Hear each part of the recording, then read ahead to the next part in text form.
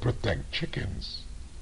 Chickens are kicked, punched, thrown around, have their legs broken, beaks cut off, and many are boiled alive in a defeatherating tank when they're not properly slaughtered.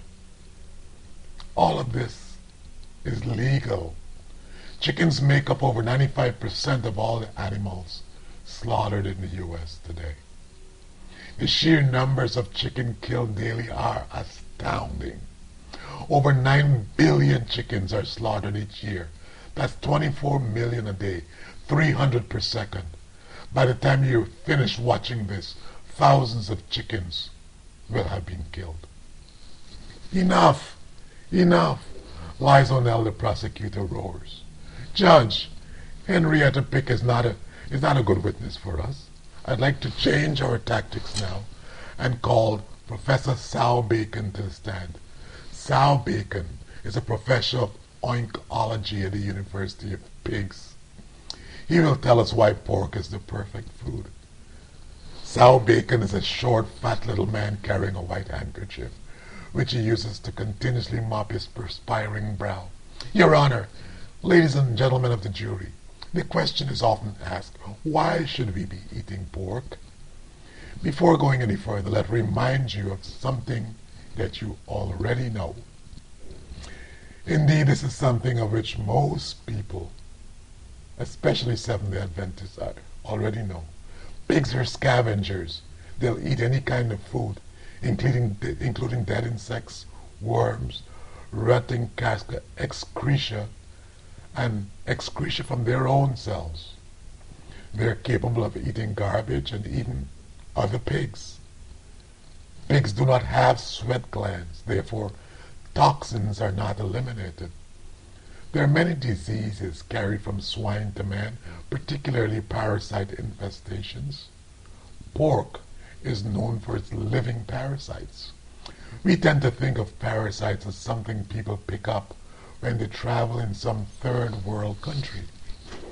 But friend, parasites are far more common in the quote-unquote civilized world than people imagine.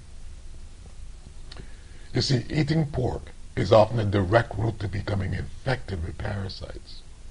Pork often carries parasites, some of which can survive even the high temperatures of grilling. Parasites are difficult to diagnose, and even medical doctors miss them. However, if you have vague health problems that have not been resolved after much effort, one possible cause may be parasites. Some parasites attach themselves to the intestinal lining of the stomach with suction or teeth. If they migrate out of the intestines into other parts of the body, they can cause unexpected serious health problems. Influenza, or the flu as it is known, one of the most famous illnesses which pigs share with humans. This illness is harbored in the lungs of pigs during the summer months and tends to affect pigs and humans in the cooler months. Sausage contains bits of pig's lungs, so those who eat pork sausage tend to suffer more with the flu. Swine flu is common in swine but rare in humans. The strain responsible for the 2009 swine flu outbreak in humans is believed to have undergone a mutation. When it comes to meats, sausage is probably one of the worst offenders. Sausage, especially pork sausage, is loaded with undesirable, unhealthy fat. Often it is also heavily processed and seasoned with spices and chemicals. The European Food Safety Authority recently found that a red food coloring in cheap sausages could also cause cancer. Many individuals find bacon to be tasty. However, what makes it so tasty is the high amounts of fat and salt it has. Bacon is one of the meats containing the highest fat content. It is also cured with chemicals and preservatives. Salami is just as bad as bacon, as it is cured with the same chemicals. You know, salami is fatty because you can obviously see the fat marble throughout the slices of pepperoni, when you go for your favorite slice of pizza. Lies O'Neill, the state prosecutor, is tired. He's tired of all the long-winded witnesses he has called so far. He's hoping for a change. Your Honor, I would immediately like to discharge this witness for being hostile to the prosecution. Instead, I would like to call Mrs. Baba Black Sheep to the witness stand. Mrs. Sheep will tell us all about eating lamb. At this point, the judge intervenes. He says, I'm very sorry to inform you that your time is up, Mr. Prosecutor. Your allotted time does not permit other witnesses to discuss the dangers inherent in other meats, such as lamb, turkey, and fish.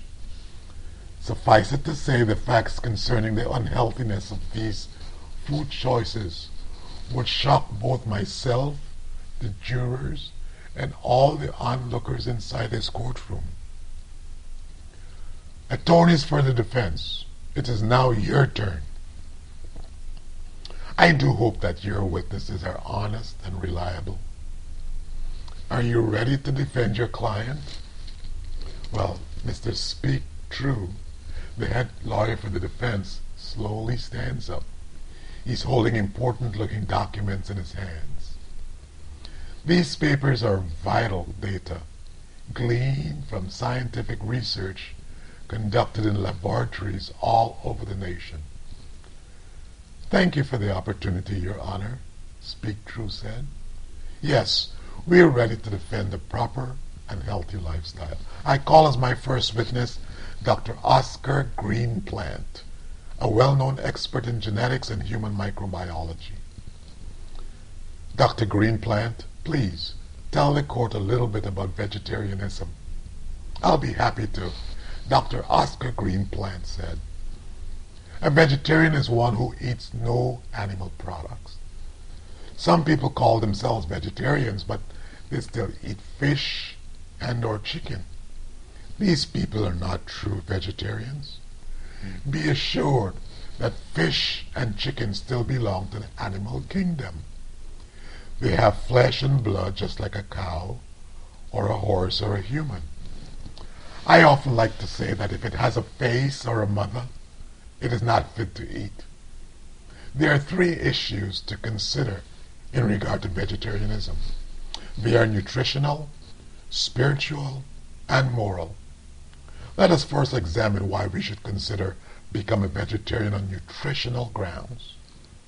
Nutritionally, the alkaline-based digestive system of humans will not properly break down substantial acid substances, the greatest of which is meat. In addition, the amount of cholesterol found in meat is unhealthy. Colon cancer is rampant. This is caused by the slow evacuation and the putrefaction in the colon of the remains of meat. Lifelong vegetarians never suffer from such an illness. The type and amount of oils in meat are unhealthy. They turn rancid upon the death of the animal. The flesh and blood also begin to putrefy as soon as the animal is killed. Many meat eaters believe that meat is the sole source of protein.